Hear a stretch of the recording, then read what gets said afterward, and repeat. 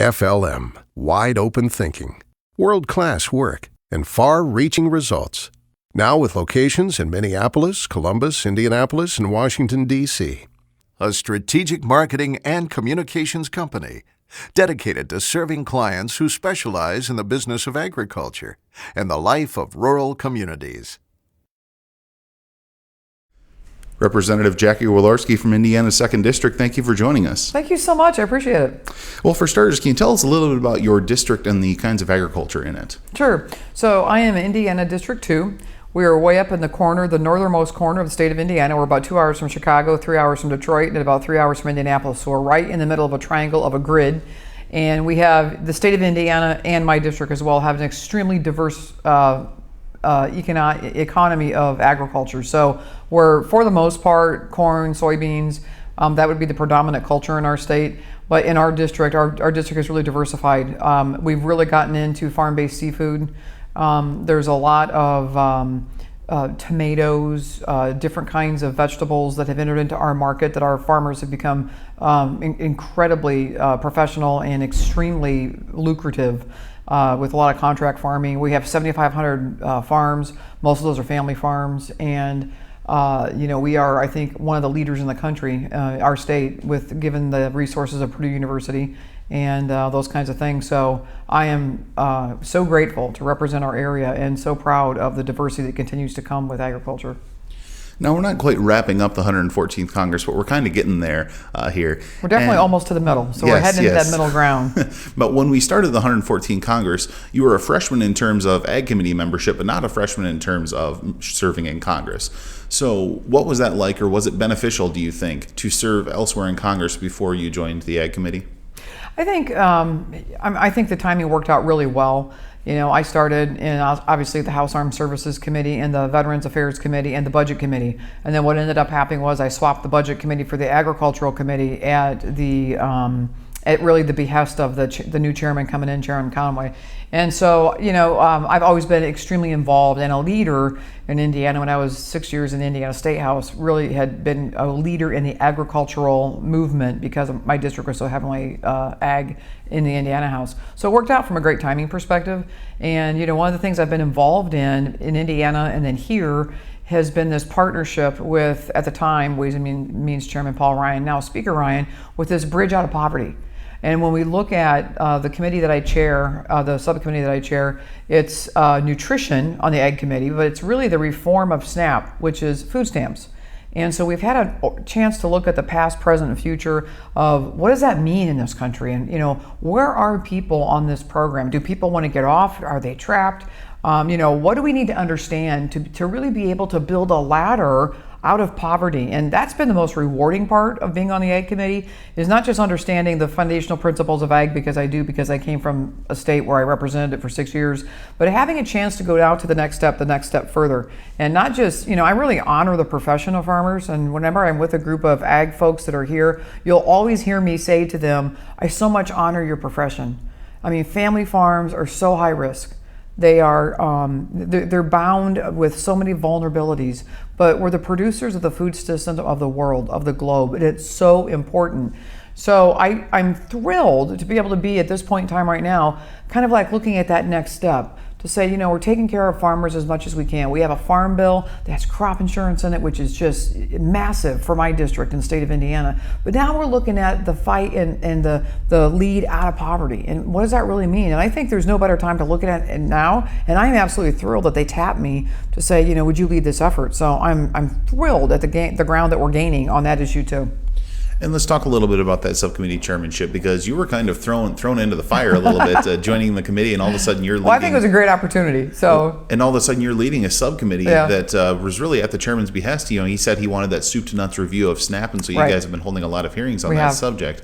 What do you think is the most important thing you've learned throughout the process of those hearings? I think the most important thing is that you can really tell that nobody's taken a look at the dynamics of SNAP and the role of the USDA and how we feed our people in this nation. I can tell 14, 15 months now into this, that nobody's really looked at this in decades. And this has just been one of those things that just continues to roll. USDA, pulls out billions of dollars and throws it into a program. And one part of that program is extremely efficient. It's one of the most efficient programs in the country. The other part of the program is we've never really looked at, do people want to get off of this? Or do they want on this? Is there a way out, just like there's a way in? And I think one of the things that is shocking to me is how many people, especially single moms with kids, they really want off of this program because they are trying to get back on their feet. They feel like they're on their feet, but they feel like there's a cap that they can't go any farther, and they're butting up against a wall. And that's one of the things that we identified really early on to say, we should really look at ways to pull people out. If they want out, let's give them a ladder to climb out, and let's not penalize them. Let's incentivize them. That's probably one of the biggest things I've learned. And I have a background having worked in Eastern Europe for 4 years. My husband and I lived in Romania. And we're involved in multiple feeding programs and taking care of populations of people. So I've seen poverty there. I've seen poverty in my own district.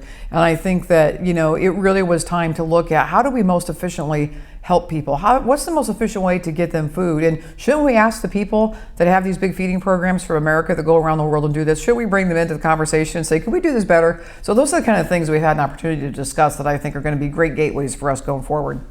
Now, you've got kind of a varied job history, starting with something that's near and dear to my heart. You're a reporter. I was, absolutely. Also served as a development director, but I want to specifically mention those years in Romania that you mentioned when you were serving as a Christian missionary. Mm-hmm. How did those years shape your thinking as a legislator? Very, very, very profound impact. And I would tell you this, and probably anybody that sees your program here that ever had any kind of missionary experience, one of the first things a missionary would tell you is that they've learned more from the country than they've ever done for that nation. They've learned more from it. That experience, and 9/11 happened when we were there. So there's some profound impacts that happened. But the experience of being someplace else to help ends up shaping your worldviews and those kind of things more than anything else. And I wouldn't be in the U.S. Congress today had my husband and I not lived in Romania for 4 years, because the things that we learned shaping our national security and the passion I have about being on that committee and having that role, those kinds of things are inexplicable, and it definitely changes your worldview. So also,